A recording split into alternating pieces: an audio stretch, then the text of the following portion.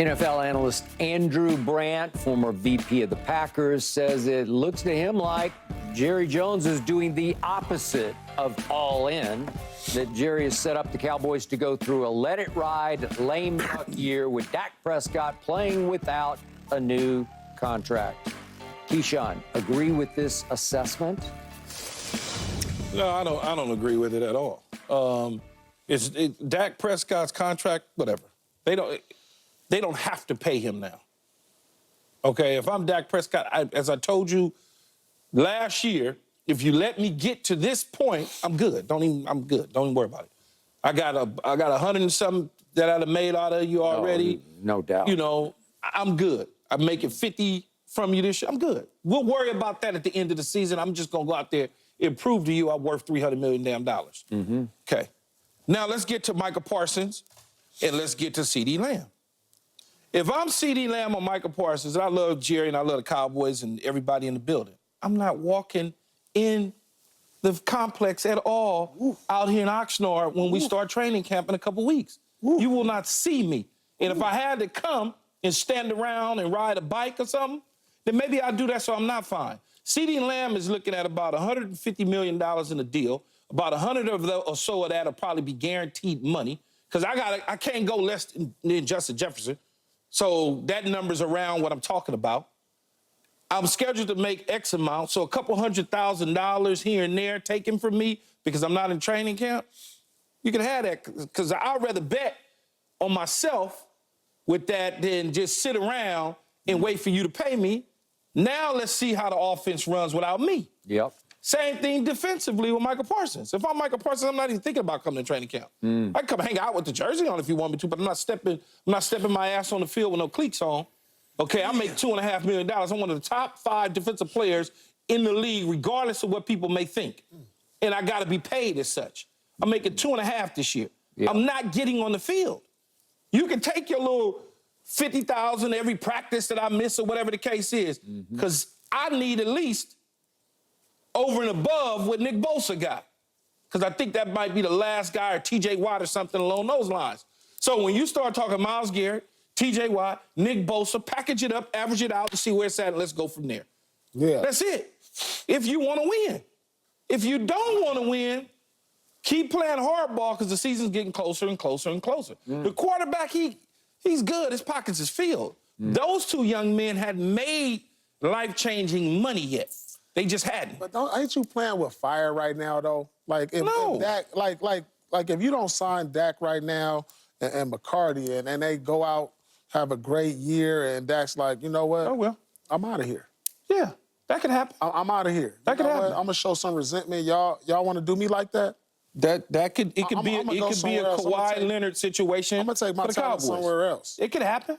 So, like, lame duck to me is like saying, oh, let's see what y'all do this year before I give y'all the money. Yeah, that's true. That's true. So, but it could come back and bite them. Yeah, but I'm not taking less than what I'm supposed to. You know what that's telling me, though? Jerry Jones is feeling like, I don't think I can win a championship. That may be the case. And Mike McCarty. So I'm going to leave them out there like lame ducks. That may be the case. Because after this year... The coach, whatever. I mean, there's 3 coaches that's out there that can do the job. You still got Pete Carroll, Bill Belichick. Another quarterback like this don't fall in your lap, Key. No, that's their mistake, though. If Skip believes they shouldn't pay Dak Prescott. He doesn't think he's shown enough by not getting him to the NFC Championship game or to the Super Bowl to be worthy of the type of money that he's going to have to get. I mean, look at these other guys that's getting that money. But Skip... Look at all these other guys. Go ahead. All these other guys getting this money. Everybody else getting that money ain't did half of that. Half of it. But Skip don't think so. Okay. Here's the problem. To your points, CD is going to be a camp holdout, and why he hasn't been paid is mind-blowing to me. It's soul-crushing to me. As a fan, wait, you're still letting the meter run, and we're only 2 weeks away from camp opens? He's not going to be there. Knowing Jerry, he'll get all stubborn and get his pride up, and it'll go all the way through camp before he finally pays him. And you know, it's fine to miss camp, but if you just show up for game one, the first real game, you're going to be a little rusty, a little out of sync. It's just not. It's not a setback. It's not a good thing. There's nothing good about it except that you preserve yourself from getting injured in camp. But the point is, if the other guy also holds out, Micah, even though Malik Hooker made some great points on your podcast about Micah that he should be down the line of getting paid. But I don't think I don't agree with Malik. All right, but that's fine. I do, and I appreciated that he said that out loud on your podcast because it got to Micah, and Micah didn't like it, but he needed to have his fire lit in the offseason, and I love that. That's leadership to me from a veteran safety who's not a great player, but he's a pretty good player. He's a good player. He's a good player. Good NFL player. All right. So the point is, we're looking at maybe 2 big camp holdouts that won't help us to start the year after an offseason in which my owner/general manager, my owner and operator of my football team has done next to nothing. Eric Kendricks is next to nothing to me. That's the only free agent signee so far. You brought back Zeke. So here's my point. Okay, look at what we're going into. These are the Dallas freaking Cowboys. At least they used to be.